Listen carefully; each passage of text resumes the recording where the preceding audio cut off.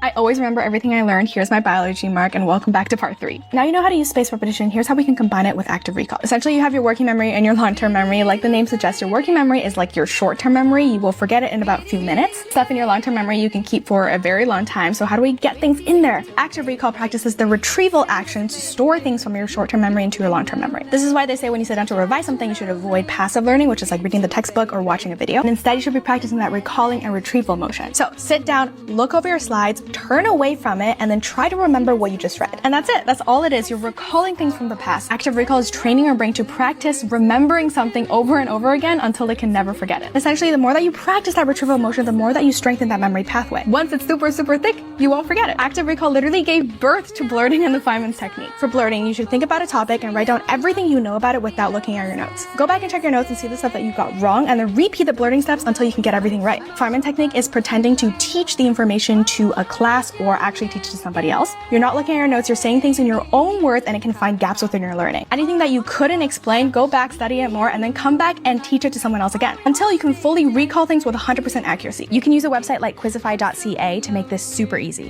Happy studying!